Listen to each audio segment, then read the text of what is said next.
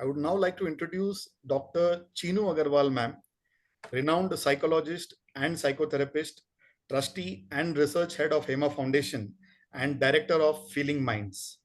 Ma'am is an international affiliate of American Psychology Association, internationally listed ACT practitioner, professional member of ACBS Worldwide, professional member of IASP, and advanced RECPT practitioner for adults, children, and adolescents, trained and certified by Albert Ellis Institute, New York.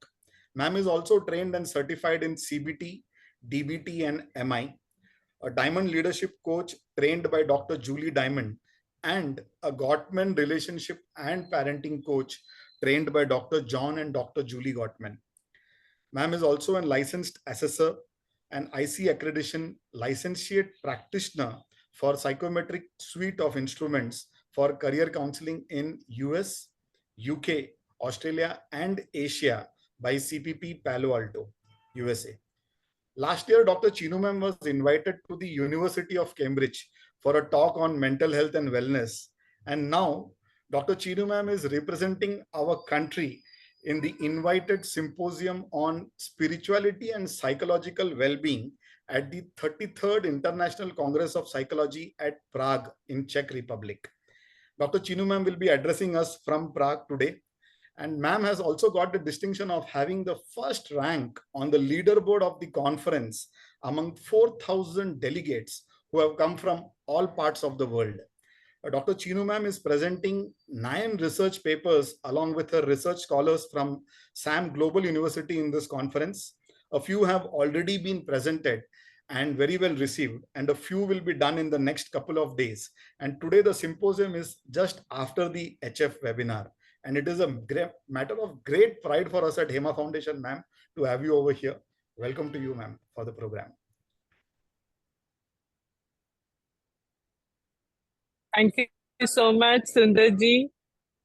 Thank you, Bhaiji and Vijaya ma'am, and a hearty congratulations to everyone at HEMA Foundation and the extended HEMA Foundation family for the great milestone that we have achieved today with the help of our very own dear Mankumar for receiving the MOU with Rajasthan government. This is the first step. और मैं आज भाई जी को बोल रही थी कि ये हमारा टेक ऑफ का जो वो एयरवे है वो अभी हमारा स्टार्ट हो गया है and now we are going to fly from here and we are going to sign MOUs with all the state governments in the country. We need all your support more than ever. And I should say, Sarvesh Mishra ji is a God-sent person for us. ये कोई divine miracle है कि आप हमसे जुड़े अपनी पूरी team के साथ. हम कभी सपने में भी नहीं सोच सकते थे कि रूरल यूपी में इतना अच्छा काम हो रहा है ऑलरेडी. आपकी मिशनरी ज़ील, इसी तरह सुप्रिया जी जैसे प्रिंसिपल्स जो पूरे चेन ऑफ स्कूल्स को रन कर रहे हैं, उनकी हमें बहुत आवश्यकता आगे पढ़ने वाली है. हम लोग बहुत छोटे हैं, हमारे पास इतने रिसोर्सेज नहीं हैं कि हम इतना बड़ा काम अकेले कर पाए. हम चाहेंगे कि आप लोग हमारे साथ जुड़े. हर टीचर जो आज के वेबिनार में यहाँ पर है वो हमारी टीम का अभिन्न अंग बने और इन वेबिनार्स को आपको पूरा अटेंड करना है. जो पहले वेबिनार्स हो चुके हैं उनके लिंक्स भी हम आपके साथ शेयर करने वाले हैं. आप उनको एज अ रेफरेंस पूरा सुने. और अब हमारे कोऑर्डिनेटर्स, हमारे एम्बेसडर्स आप लोग हैं. आज के वेबिनार में मेरा उद्देश्य ये है कि हम सोशल इमोशनल वैल्यू लर्निंग के क्षेत्र में क्या कर रहे हैं इसका बहुत ही ब्रीफ संक्षेप में मैं आपको थोड़ा सा परिचय दूं. अगले वेबिनार्स में हम जो हमारे सोशल इमोशनल लर्निंग के प्रोजेक्ट्स हैं उनको पिछले साल जैसे मैंने कॉग्निटिव कैपेसिटी के प्रोजेक्ट्स को इंट्रोड्यूस किया था, आप लोगों को सिखाया था, अगले वेबिनार से हम वो प्रोजेक्ट्स को सिखाना फिर से शुरू करेंगे. Just give me a second, my earphone has fallen down.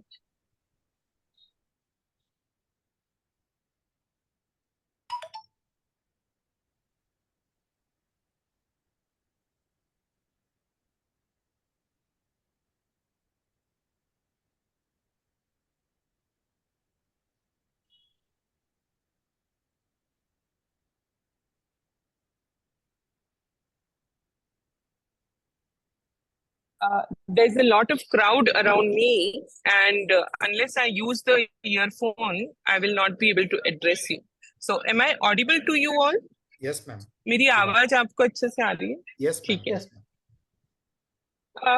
तो साथियों, हम लोग अभी तक हेमा फाउंडेशन का जो ऑब्जेक्टिव्स है उसमें हम वैल्यू एजुकेशन को कहते थे। हम कहते थे कि Hema foundation is helping schools to include value education. From this year onwards, we have started using the term social emotional value learning.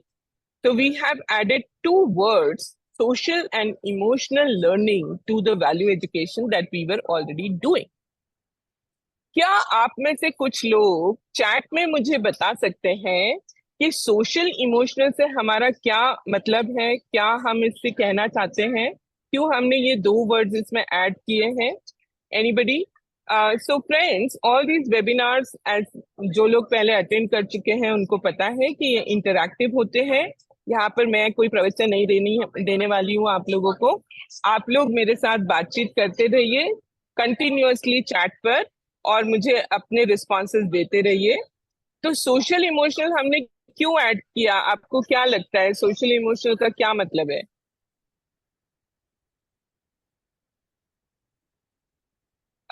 Sundar ji, if there are any responses, please share them with me. Varsha Srivastava ji, society. Emotional bonding with the society, connecting with each other. Yes. Interactions with each other. Yes. Related to society, how to interact with others. We have some responsibilities towards. Exactly. यही मतलब है social और emotional का। देखिए, NEP बहुत clearly हमको 3H के बारे में बता रही है, हेड, हार्ट और हैंड। जहां पर अभी तक जो शैक्षणिक व्यवस्था थी वो कॉग्निटिव डेवलपमेंट पर केंद्रित थी, जहां पर हम ज्ञान बांट रहे थे, हम किसी भी विषय को, उसके इंफॉर्मेशन को स्टूडेंट्स तक पहुंचा रहे थे, और नॉलेज जो है वो शिक्षकों का पावर हुआ करता था।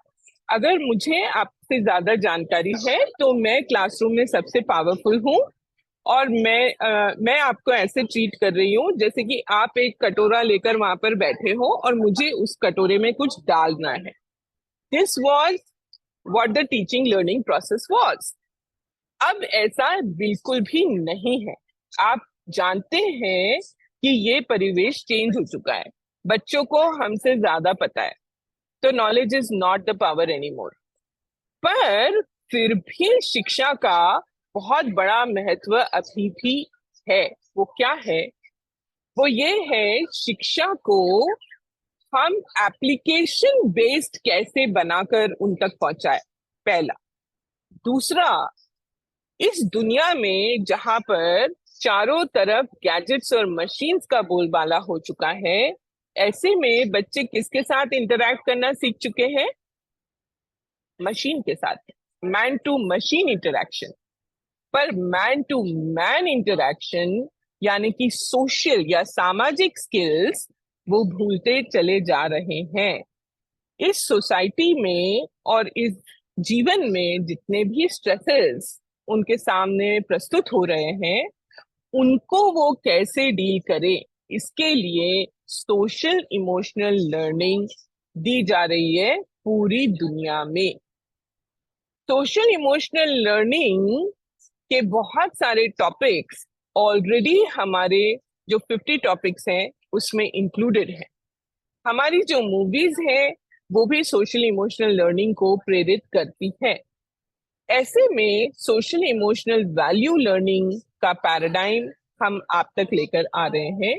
इन वेबिनार्स में अब मैं सोशल इमोशनल लर्निंग के एस्पेक्ट को भी हाईलाइट करने वाली हूँ। जो आगे आने वाले वेबिनार्स हैं उनमें मैं उनके बारे में भी और भी ज्यादा बात करने वाली हूँ। पर उससे पहले हम वैल्यू एजुकेशन के ऊपर वापस से जाते हैं, and I want Arvind to show the PPT जो values as foundation of human behaviour वाली पीपीटी है, वो आप पहले रन करिए। दोस्तों, वैल्यूज माने क्या, इसका बेसिक चर्चा पहले हमको करना जरूरी है। अगर हम कह रहे हैं वैल्यू एजुकेशन, तो एक्चुअली हम क्या करना चाह रहे हैं?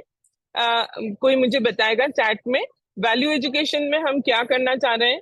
कभी कभी जब हम स्कूल्स को अप्रोच करते हैं तो लोग जो है वो हमको बोलते हैं, मैडम हम तो ऑलरेडी कर रहे हैं ये। अरे हम तो पहले ही मॉरल वैल्यू का पीरियड है हमारे स्कूल में, हम तो कर रहे हैं, ऑलरेडी कर रहे हैं।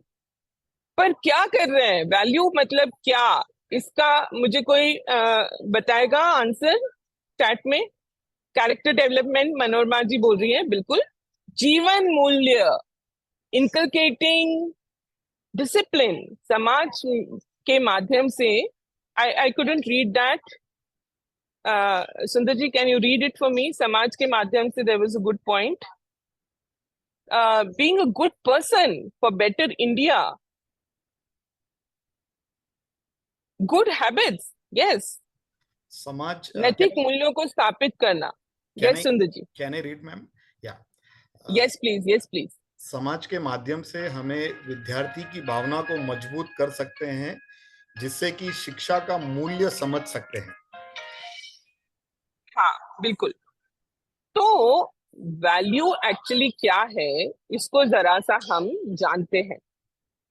वैल्यू को अगर हम सीधा सीधा ट्रांसलेट करेंगे तो इसका हमको एक मीनिंग समझ में आएगा।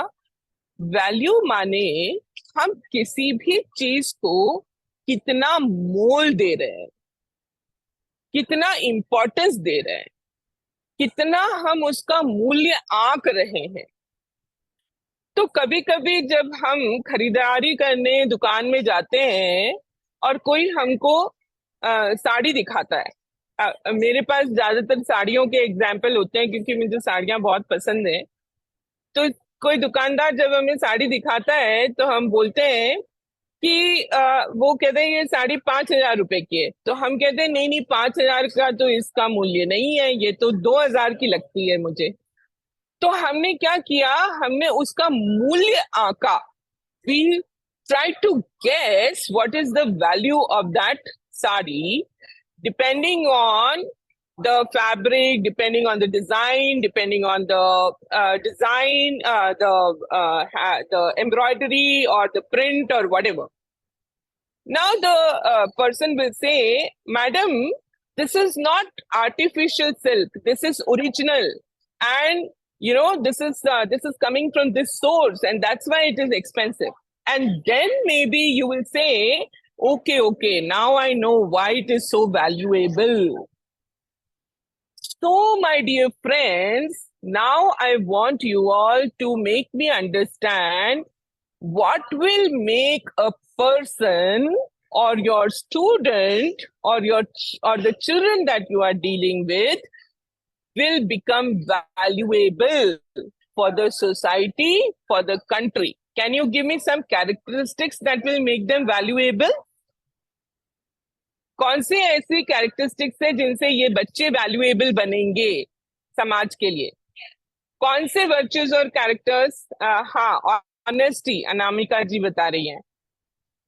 ट्रूथफुलनेस, जी जी।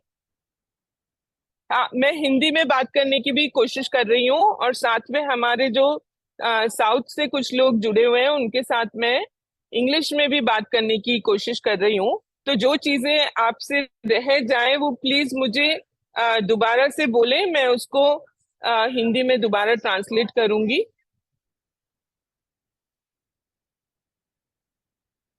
सी, देखिए कितने सारे पॉइंट्स आपने बहुत ही खूबसूरती से ऑलरेडी मुझे बता दिए और ये मुझे बता रहे हैं कि आप कितने अच्छे से इस विषय से ऑलरेडी जुड़े हुए हैं अपने जीवन में। Rashmi ji, sense of responsibility, love and support, self discipline, respect for elders, kind-heartedness, tidiness, balancing relationships, empathy, ये सारी चीजें हैं जो आपके बच्चों को वैल्यूएबल बनाती हैं। इसमें से किसी ने ये नहीं कहा जिसके पास ज्यादा पैसा है, जिसके पास ज्यादा कनेक्शन है, वो ज्यादा वैल्यूएबल है। आप में से किसी ने ये नहीं कहा। आप में से सब ने ये कहा सिंपैथी, ग्रैटिट्यूड, पंक्चुअलिटी, ये क्वालिटीज। अब ये जो क्वालिटीज हैं जिनको हम लोग कह रहे हैं ये हमारे बच्चों को वैल्यूएबल बनाती हैं, यही है वैल्यूज। और वैल्यूज के 3 की एलिमेंट्स हैं जिनके बारे में हम जरा सी चर्चा कर लेते हैं। Sundar ji please, Arvind ji please run the slides for me. तो मनोविज्ञान में हम ये कहते हैं जो हमारे मूल्य हैं वो ही हमारे व्यवहार के कारक हैं। अगर हमारे वैल्यूज नहीं है, अगर मान लीजिए मेरे अंदर, जैसे आपने बताया, अनुशासन और विनम्रता नहीं है, तो मैं कैसे बात करूंगी? तो मैं अनुशासनहीनता से बात करूंगी। पर अगर मेरे पास अनुशासन है तो मैं, देखिए, यहाँ पर इस कॉन्फ्रेंस में होते हुए भी 15 मिनट पहले इस वेबिनार को ज्वाइन कर पाई, क्योंकि ये मेरा अनुशासन है। अगर अनुशासनहीनता है तो मैं ये कह दूंगी मैं तो ज्वाइन नहीं कर सकती, आपको जो करना है कर लीजिए। I will not be able to regard it as important in my behavior. So, dear friends, values are foundation of all human behavior. Next, please. We have already covered this, their current understanding of the word value. Next, please. Next.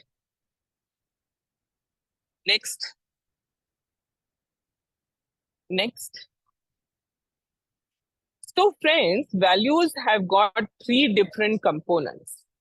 हमारे जो मूल्य हैं उनके 3 बहुत ही महत्वपूर्ण aspect हैं। ये कौन से हैं? एक ट्रायंगल के रूप में मैं इसको दर्शाती हूँ, जिसमें एक है, नेक्स्ट स्लाइड प्लीज, जिसमें एक है हमारा थॉट, यानी कि हमारे विचार। दूसरा है हमारी अपनी फीलिंग या हमारे भावनाएं। और तीसरा, ये वैल्यूज कैसे हमारे व्यवहार में उतरते हैं। देखिए, अगर आप ये चाहते हैं कि आपके जो बच्चे हैं जिनके साथ आप काम कर रहे हैं वो विनम्रता से बात करें, वो सजग रहें, उनके अंदर व्यवहार कुशलता रहे, उनके अंदर अनुशासन रहे, उनके अंदर दया का भाव रहे, उनके अंदर ये सारी चीजें रहे, तो पहले ये भाव के रूप में आएगा, विचार के रूप में आएगा, उसके बाद ही व्यवहार के रूप में आ सकता है। अब इस भाव को और विचार को हम कैसे लेकर आए? क्या आपके पास कोई आइडियाज हैं कि हाँ, अगर हम चाहते हैं कि किसी बच्चे को हम अनुशासित करें, अनुशासन सिखाएं, तो हमारे पास क्या तरीके हैं as teachers and as parents? हम पेरेंट्स भी हैं, हमारे अपने बच्चे भी हैं और हम टीचर्स भी हैं, तो दोनों ही एस्पेक्ट से आप मुझे बताइए कि ये कैसे लेकर आए, हमारे पास क्या तरीका है इसको करने का। आप स्लाइड शेयरिंग बंद कर दीजिए अरविंद जी।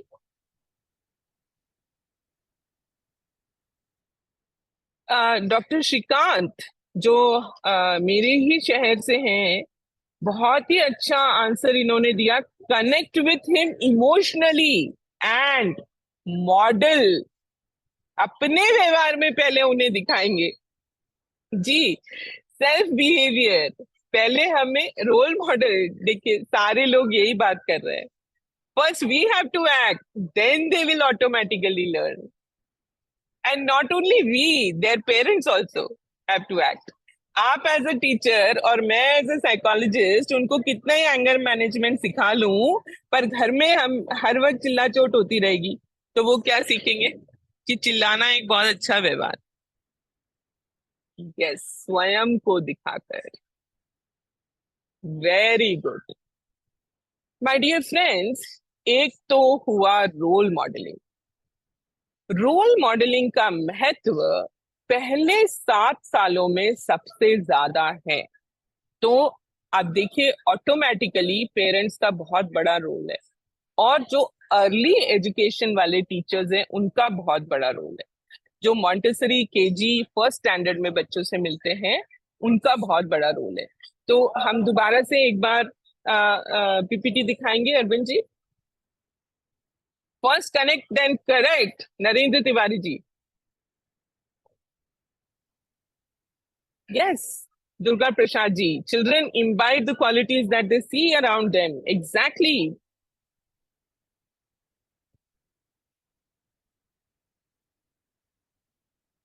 खेल खेल में अच्छी आदतें सिखाएं। Can we go ahead Arvind ji? इतना अच्छा पार्टिसिपेशन आज है, और मुझे बड़ा दुख हो रहा है कि मैं सारे आपके उत्तर पढ़कर और उनको रिएक्ट नहीं कर पा रही हूँ। Next please, next, next please, next. तो ये बिलीफ्स कहाँ से आते? 3 स्टेजेस ऑफ लाइफ हम मनोविज्ञान में सीखते हैं। नेक्स्ट, पहला स्टेज जो है जिसको हम इम्प्रिंट पीरियड कहते हैं, ये बर्थ से 7 साल तक आता है। इम्प्रिंट मतलब आपने जो करके दिखाया, आपने जो कहा, वो बिना किसी आर्ग्यूमेंट के बच्चों ने अपने विचारों में और अपने भाव में और अपने व्यवहार में उसको इम्प्रिंट कर लिया as it is, without any editing. कोई एडिटिंग नहीं करी, जैसा आपने करके दिखाया वैसा उन्होंने इम्प्रिंट कर दिया। इसका नेक्स्ट वाला जो फेज है, नेक्स्ट फेज प्लीज। इसका जो नेक्स्ट फेज है, next, next, next slide Arvind ji. तो इम्प्रिंट पीरियड में they are choosing role models and copying them. वो टीचर्स भी हो सकते हैं, और कभी कभी जो फिक्शनल कैरेक्टर्स वो टीवी में देख रहे होते हैं ना, कार्टून्स, वो भी हो सकते हैं। तो आई रिमेम्बर मेरा बेटा जब छोटा था, 3-4 साल का, तो वो टीवी में बॉब द बिल्डर नाम का एक कार्टून देखा करता था, पॉपॉय नाम का एक कार्टून देखा करता था। आज भी वो और कोई सब्जी खाए ना खाए पालक खाता है, क्योंकि पॉपॉय पालक खाता था और पॉपॉय को पालक खा के एकदम एनर्जी आ जाती थी। तो देखिए कैसे इम्प्रिंट हो गया है उसके मन में ये बात। नेक्स्ट, इसके पहले की एक स्लाइड रह गई है अरविंद जी, पीछे जाइए please. 7 to 13 years is the most important period for modeling. जो रोल मॉडल्स की हम बात कर रहे हैं, ये 7 से 13 साल के उम्र में सबसे ज्यादा महत्वपूर्ण है। इसलिए हमारे यहाँ हमेशा से कहा गया कि बच्चों की कैसी संगत है, बच्चे कैसा व्यवहार देख रहे हैं, ये उनके संस्कार बनते हैं, इसी से वो बहुत सारा व्यवहार सीखते हैं। और लास्ट वाला जो पीरियड है वो है सोशलाइजेशन का। नेक्स्ट स्लाइड प्लीज, नेक्स्ट से नेक्स्ट। 13 से 21 ईयर्स, हम लोग अभी सेकेंड और थर्ड पीरियड के लिए काम कर रहे हैं, और हमारी जो एकेडमिक डायरेक्टर है विजयम रवि मैम, वो अभी फर्स्ट वाले पीरियड, इम्प्रिंट पीरियड के लिए भी काम कर रही हैं। और हमारा करिकुलम मॉन्टेसरी केजी और फर्स्ट सेकेंड स्टैंडर्ड का बना रही हैं। अभी जो हमारे पास तैयार है वो 3rd ग्रेड से लेकर और 12th ग्रेड तक हम ऑलरेडी 50 वैल्यूज पे काम कर रहे हैं, और हेम युवा मतलब उसके बाद का ग्रेजुएट वाला भी अब हमारा तैयार है, जो हम यूनिवर्सिटीज को ऑफर भी कर रहे हैं। अब हम देखते हैं कि हम से लेके 12th ग्रेड तक किन कैपेसिटीज को बिल्ड करने के लिए काम कर रहे हैं। अरविंद जी, क्या आप मुझे एनईपी वाला हाँ जी, देखिए ये 5 कैपेसिटीज हैं जिनको बिल्ड करने के लिए हम काम कर रहे हैं। पहला है कॉग्निटिव कैपेसिटी, दूसरा सोशल कैपेसिटी, तीसरा एथिकल कैपेसिटी, चौथा इमोशनल कैपेसिटी, और 5वां लाइफ स्किल्स। ये पांचों जो सेक्शन हैं ये हमने एनईपी की गाइडलाइन से लिए हैं, और जितने भी वैल्यूज पे हम काम कर रहे हैं वो हमने एनसीईआरटी की गाइडलाइन से लिए हैं। तो अगर कोई आपको ये कहे कि आप एनईपी को इम्प्लीमेंट करते हुए आप जो है सोशल इमोशनल लर्निंग भी कराना शुरू कर दो अचानक से, वैल्यू लर्निंग भी कराना शुरू कर दो अचानक से, तो टीचर्स और स्कूल्स के सामने बहुत बड़ा चैलेंज आ जाएगा। पर हमने इस चैलेंज को मिटिगेट करने के लिए क्या किया कि हमने ये पूरा करिकुलम बनाकर आपके सामने ऑलरेडी दे दिया है। अब आपको कुछ बनाना नहीं है, कोई कंटेंट डेवलप नहीं करना है, ये ऑलरेडी प्रेजेंट है, हमारे पोर्टल पे ऑलरेडी अपलोडेड है, आपके लिए एक्सेसिबल है। आपको केवल इसको इम्प्लीमेंट करना है, और इम्प्लीमेंट कैसे करना है वो सिखाने के लिए ये वेबिनार्स है। इसको इम्प्लीमेंट करने के लिए हमने एक फॉर्मूला बनाया, 1 वैल्यू 1 मंथ। क्या मेरी आवाज अभी भी आपको आ रही है? Yes, we can hear you, ma'am.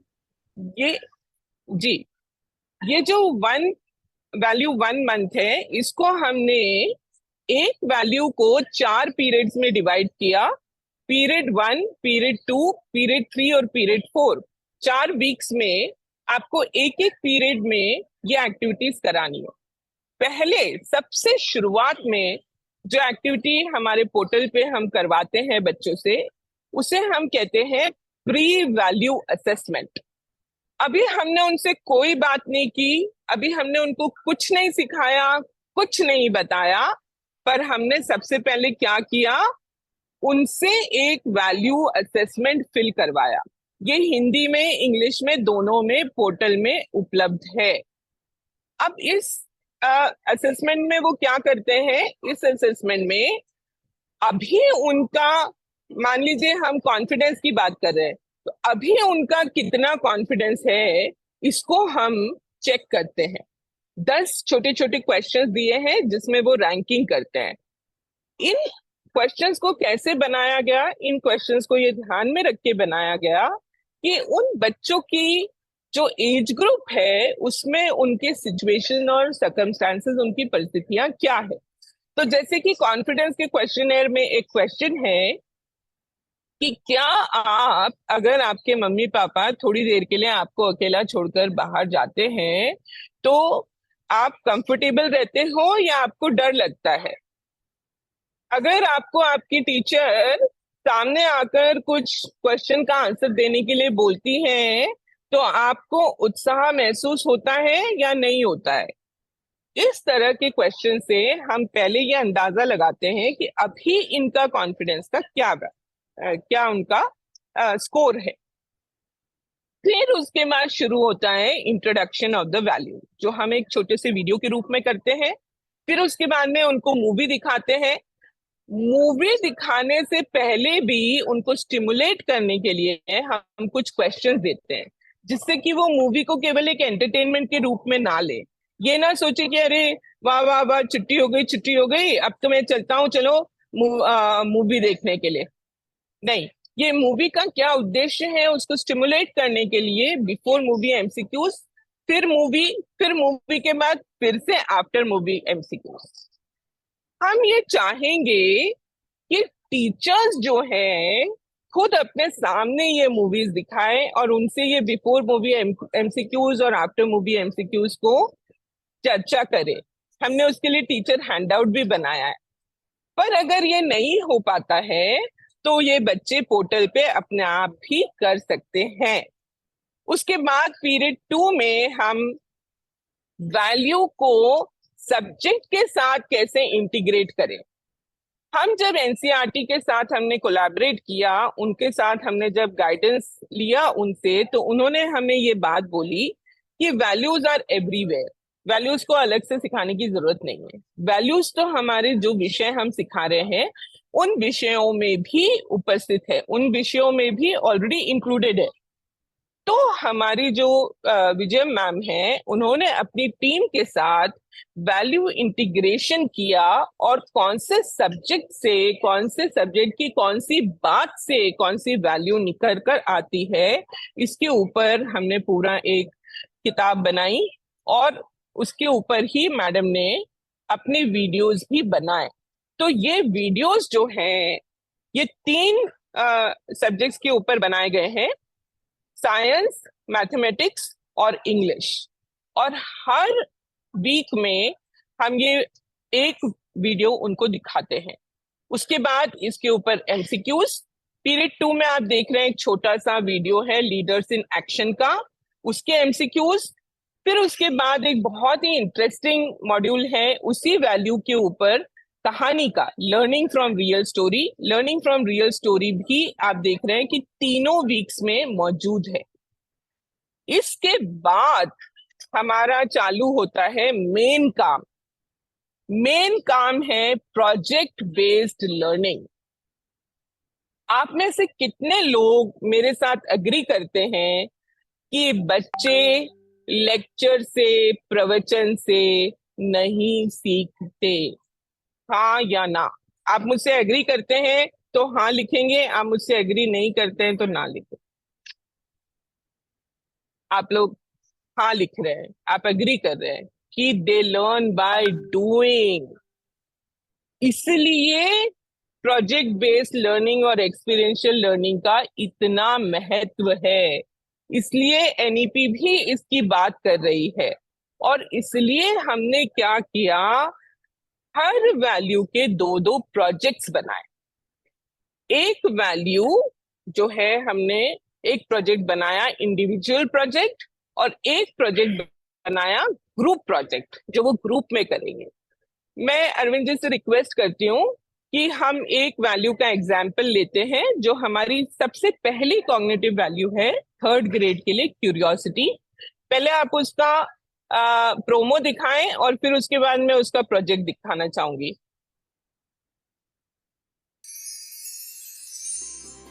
वैसे मम्मी, ये अलार्म घड़ी है ना, है तो बड़ी काम की चीज। किसने इन्वेंट किया होगा इसे? जिसने भी इन्वेंट किया होगा ना, बड़ा जीनियस होगा। या फिर तुम्हारे पापा की तरह सोने में जरूर पक्का होगा, इसलिए तो बेचारे को अलार्म घड़ी बनानी पड़ी।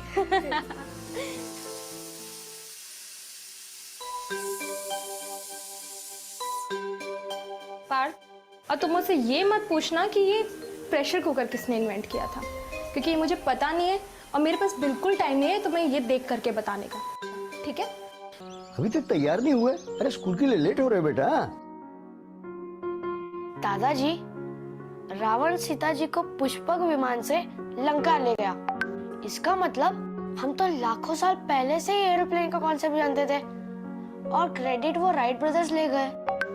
बॉल अगर यहाँ लगी तो सीख जाता है, और यहाँ लगी तो कैच आउट हो जाता है या फिर मिस हो जाता है। ऐसा क्यों सर? तुम्हें प्रैक्टिस करने बुलाया है या सवाल पूछने के लिए? Go next. मैम, आपके घर में इस कार की डुप्लीकेट कीज होंगी ना? हाँ है, मगर मेरा घर यहाँ से 25 किलोमीटर दूर है। कोई बात नहीं मैम, आपके घर में इस वक्त कोई होगा? अगर होगा तो आपका काम हो सकता है। बस आपको इतना करना है, उन्हें कॉल कीजिए और उन्हें कहिए कि अपना फोन होल्ड पे रख के आपकी जो डुप्लीकेट कीज है ना, उसके सामने ले जाके उसका अनलॉक बटन दबाना है। अरे ये तो खुल गई। पर तुम्हें ये सब कैसे पता था? एक दिन मैं मेरी मम्मी के साथ मार्केट गया था, तो वहाँ पे एक ऐसी गाड़ी में बैक सीट पे एक बच्चा लॉक हुआ था। तो वहाँ पर भीड़ में खड़े एक अंकल ने उसे ऐसे ही निकाला था। तो सब जाने के बाद मैंने उनसे पूछा कि आपने ऐसे कैसे किया, तो उन्होंने मुझे ये सब बताया। Very good Parth, I am proud of you. I am sorry Parth, मैं तुम्हारे हिडन टैलेंट को नहीं पहचान पाई। You are such a brilliant boy. Thank you ma'am.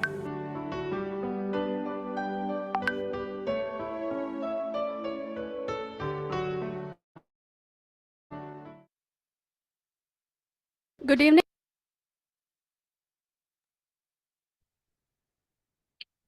Friends, ये था हमारा अनुभूति जो जिज्ञासा मूवी है उसका एक छोटा सा प्रोमो।